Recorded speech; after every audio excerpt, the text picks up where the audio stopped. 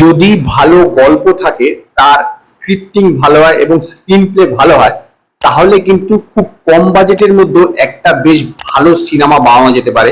বিশেষত সেটা যদি থ্রিলার হয়।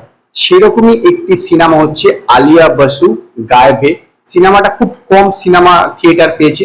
তো এই সিনেমাটা কিন্তু মাত্র 3টে ক্যারেক্টার আছে: বিনয় পাঠক, রাইমা সেন এবং সেলিম দেওয়ান। এবং 3টে ক্যারেক্টারকে ঘিরেই পুরো গল্পটা। কিন্তু সত্যি কথা বলতে গেলে কি, বেশ ভালো গ্রিপিং থ্রিলার, প্রচুর টুইস্ট এন্ড টার্ন আছে। যদিও শেষের দিকটাকে যেভাবে শেষ করা হয়েছে, এরকম ভাবে শেষ করাটা বলতে পারেন যে একটা দুর্দান্ত একটা থ্রিলারটাকে পুরো ম্যাসাকার করে দিয়েছে, বা একটা শেষ করে মানে নষ্ট করে দেওয়ার ব্যাপার হয়ে গেছে। তো এই সিনেমাটার গল্প হচ্ছে যে এই সেলিম দেওয়ান এবং বিনয় পাঠক দুইজন মিলে রাইমা সেনকে কিডন্যাপ করে। তো রাইমা সেনকে কিডন্যাপ করার পর একটি জায়গাতে নিয়ে আসে, তাকে হাত পা বেঁধে রেখে দেয়। তো তারপরে তার ভিডিও বানায় এবং ভিডিও বানিয়ে তার বাবার কাছে পাঠায়, পাঠিয়ে 5 কোটি টাকা চায়।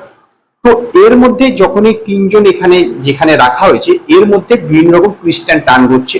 তো এইবার রাইমা সেন কিভাবে এদের দুজনের হাত থেকে পালাবে, বা আদৌ কি পালাতে পারবে কিনা, এরা আদৌ যে টাকাটা ডিমান্ড করে সেটা পাবে কিনা, বা একে এর পিছনে নিয়ে আসার পিছনে অন্য কোনো রহস্য আছে না, সেটা জানতে হলে আপনাদেরকে এই সিনেমাটা দেখতে হবে। দেখুন, যেটা আমি বললাম, এটা একটা থ্রিলার। তো এইখানে না, যখন 3জন রাইমা সেনকে জায়গাটা নিয়ে আসা হচ্ছে, তারপর যে ঘটনাগুলোকে ঘটছে এই 3জনের মধ্যে ঘটছে এবং সেই জায়গাটার মধ্যেই ঘটছে, সেইটা নিয়ে পুরো সিনেমাটা। এবং এখানে কিন্তু প্রচুর টুইস্ট এন্ড টার্ন আছে। কে কাকে বিট্রে করছে, কার কি উদ্দেশ্য, সেইটা কিন্তু আগের থেকে বোঝা যায় না, মানে আর বোঝা যাবে না। অনেকটা মানে বেশ অনেকটাই কিন্তু আনপ্রেডিক্টেবল একটা থ্রিলার।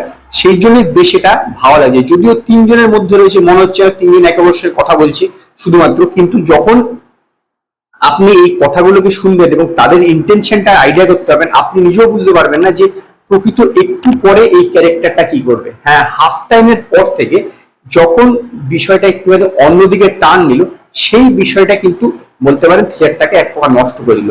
একটা থ্রিলার থেকে একটা লাভ স্টোরির দিকে চলে যাওয়াতে আমার মনে হয় যে বিষয়টা ওরকম ভাবে না রাখলে ডিরেক্টর বেটার করতো। তো এই প্রোডাকশন ভ্যালুর কথা বললে দেখুন, এটা খুবই ছোট বাজেটের সিনেমা। একটি ঘরের মধ্যে পুরো বিষয়টা শেষ হয়ে গেছে, যেখানে এই রাইমা সেনকে কিডন্যাপ করে নিয়ে আসা হয়েছে। তো সেই জায়গার মধ্যে সেদিক থেকে দেখলে ঠিকঠাকই আছে। অভিনয়ের কথা বললে বিনয় পাঠক সবচেয়ে ভালো আমার মতো অভিনয় করেছে, আর সবচেয়ে খারাপ অভিনয় করেছে এই যে আছে সেলিম দেওয়ান। মানে এতটাই জঘন্য এক্সপ্রেশন যে পুরো মানে জিনিসটা যখনই তার উপরে আসছে কোনো সিন, পুরো সিনটাকে সে ডাউন করেছে। রাইমা সেনের এখানে সেরকম ভাবে বেশি একটা রোল নেই। আর সবচেয়ে বড় কথা কি বলুন তো, যে এখানে না যে দুটো মেন ক্যারেক্টার সেলিম দেওয়ান এবং বিনয় পাঠক, এরা অনেকটা সময় না মুখটা ঢেকেছিল, যার ফলে কি আপনি যত বড়ই একটা হোক না কেন বা যেরকমই সিন থাকুক না কেন, আপনার যদি মুখটা ঢাকা থাকে তাহলে কিন্তু আপনি এক্সপ্রেশন বোঝা যায় না। কাজে অডিয়েন্স কিছুই বুঝতে পারছে না আপনি এক্সপ্রেশন কিরকম হচ্ছে, কারণ অ্যাক্টিং হচ্ছে, শুধু সিনটার জিনিসটা বুঝছে, ভ্যালুয়েশনটা বুঝছে।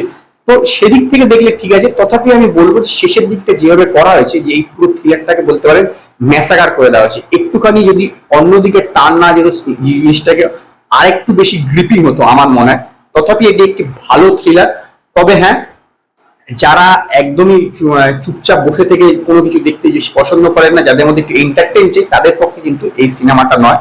তথাপি একটি ভালো থ্রিলার, এবং সেই কারণেই আমি আলিয়া বসু গায়েবে এই সিনেমাটাকে 5-এর মধ্যে 3টে স্টার দেবো।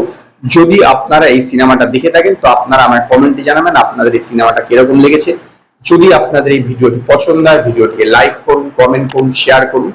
আর নতুন আপডেটের জন্য আমার চ্যানেলকে সাবস্ক্রাইব করুন।